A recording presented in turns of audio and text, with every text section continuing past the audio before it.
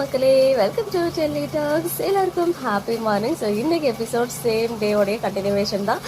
இன்னைக்கு வந்து எப்படி சொல்கிறது, இன்னைக்கு ஃபுல் எபிசோடும் ரொம்ப பியூட்டிஃபுல்லாக இருந்துச்சு. பட் அன்எக்ஸ்பெக்டட் மாதிரி நம்ம காவேரி வந்து சடனாக ஒரு ஃபன் சைடை கொண்டு வந்துட்டாங்க. பிகாஸ் ஃபுல்லாக எமோஷனலாக போயிட்டுருக்கு, சடனாக ஒரு ஃபன்னாக கொண்டு வரணும் அப்படின்னு சொல்லிட்டு. பட் எனிவேஸ் இன்னைக்கு எபிசோடில் சில விஷயங்கள்லாம் அன்எக்ஸ்பெக்டடாக வேறு நடந்துருந்துச்சு. எல்லா மிஸ் அண்டர்ஸ்டாண்டிங்கும் கிளியர் ஆயிடுச்சு. நிஜமாவே 2 பேருக்கு இப்போ ப்ராப்ளம் ஹஸ்பண்ட் அண்ட் ஒய்ஃப்னா ஒரு 5 நிமிஷம் மனசு விட்டு பேசினாலே அந்த ப்ராப்ளம் வந்து சால்வ் ஆகிடும். அதுக்கு பர்ஃபெக்ட் ஹஸ்பண்ட் அண்ட் ஒய்ஃபாக இன்றைக்கி நம்ம வீக்காக வந்து ஒரு எக்ஸாம்பிளாக இருந்திருக்காங்கன்றது நமக்கு கிளியராக இருக்குது. அண்ட் ஃபைனலி வெண்ணிலா மேட்டரை பற்றி பேசும்போது இவ்வளோ நாளாக காவேரி வந்து சொல்லிட்டு இருந்தது விஜய் வந்து என்ன டெசிஷன் எடுக்க போகிறாரு அப்படின்னு சொல்லிட்டு இருந்தாங்க. பட் இன்னைக்கு எபிசோடில் வந்து அப்படியே ஆப்போசிட்டாக மாற்றிட்டாங்க. வெண்ணிலா க்யூர் ஆகி வெண்ணிலா வந்து மூவ் ஆன் ஆகணும், வெண்ணிலா வந்து நமக்கு வந்து ஹாப்பியாக இருக்கணும் அப்படின்னு சொல்லிட்டு அவங்க நினச்சிட்டு அவங்க மூவ் ஆன் ஆனால் தான் என் மனசு வந்து சந்தோஷமாக இருக்கும் அப்படின்னு அவங்க சொன்னாங்க. இது வந்து நம்ம 2 பேர் வாழ போகிற லைஃப், இதில் வந்து மற்றவங்க டெசிஷன் எடுக்கக்கூடாது, நம்ம தான் டெசிஷன் எடுக்கணும் அப்படின்னு விஜயோடைய point of view. But Kaveri ஏன் இப்படி பொசுக்குன்னு சொல்லிட்டாங்களே அப்படின்னு யாரும் ஃபீல் பண்ண வேணாம். ஸோ பாசிட்டிவாகவே நினைப்போம். கண்டிப்பாக வெண்ணிலா வந்து குணமாகி அவங்க மூலமாக கன்ஃபார்மாக ஏதாவது ட்விஸ்ட் இருக்கும். பட் அட் த எண்ட் இன்னைக்கு விஜய் சொன்ன மாதிரி ஹாப்பி எண்டிங்காக தான் இருக்கும். பிகாஸ் அவங்க எனக்கு என்னமோ வந்து ஒரு பெரிய வில்லியாக இன் ஃபியூச்சரில் உருவெடுப்பாங்க அப்படின்னு தோணலை. ஸோ அது வந்து அப்போ பார்த்துக்கலாம். பட் கண்டிப்பாக வெண்ணிலா குணமான பிறகு இவங்க 2 பேரும் தான் இப்போ ஒன்று சேர்ந்துட்டாங்கல்ல, அவங்க வந்து எல்லாத்தையும் பார்த்துப்பாங்க அப்படின்னு தோணுது. வெண்ணிலாவை பொறுத்த வரைக்கும் கண்டிப்பாக விஜய் நல்லா இருக்கணும் அப்படின்னு நினச்சாங்கன்னா விஜய் காவேரி சேர்ந்து வாழணும் அப்படின்னு தான் அவங்க போவாங்க.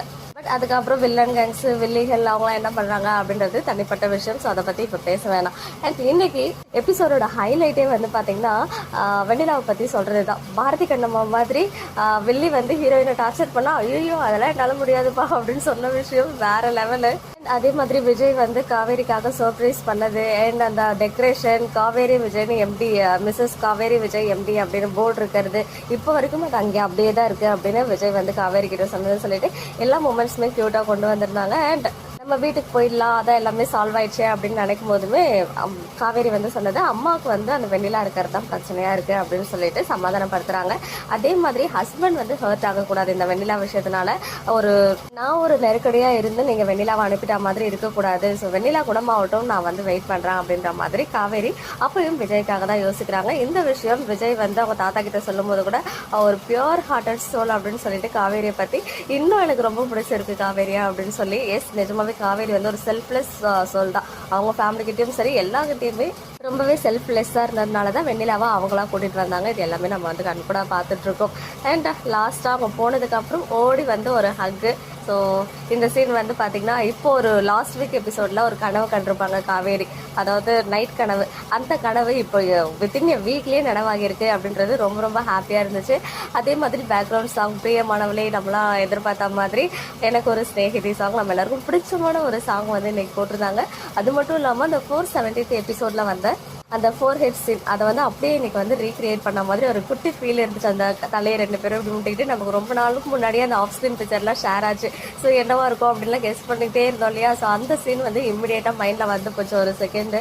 பரவாயில்ல, காவேரியை வந்து யாருமே இன்டரப்ட் பண்ணல. 2 மணி நேரத்துக்கு மேலே அவங்க வந்து பேசிகிட்டு இருந்தாங்க இல்லையா. ஸோ வீட்டுக்கு போனதுமே வந்து சாரதாம்மா ஏதாவது கத்துவாங்க அப்படின்னு நினச்சேன். பட் அதெல்லாம் அப்படியே சாஃப்டாக மூவ் ஆயிடுச்சு. ஈவன் நர்மதாவுமே வந்து குமரன் மாமா கூப்பிட்டு வந்துட்டாங்கன்னு சொன்னாங்க இல்லையா. ஸோ அங்கே வச்சு தான் இந்த மாதிரி ஏஜ் அட்டன் பண்ண போகிறாங்களா என்னன்னு சொல்லிட்டு தெரியல. பட் எனிவேஸ் வீக்காவோடைய ரீயூனியன் இன்றைக்கே வந்தாச்சுன்னு நினைக்கும் போது ரொம்ப ஹாப்பியாக இருக்குது.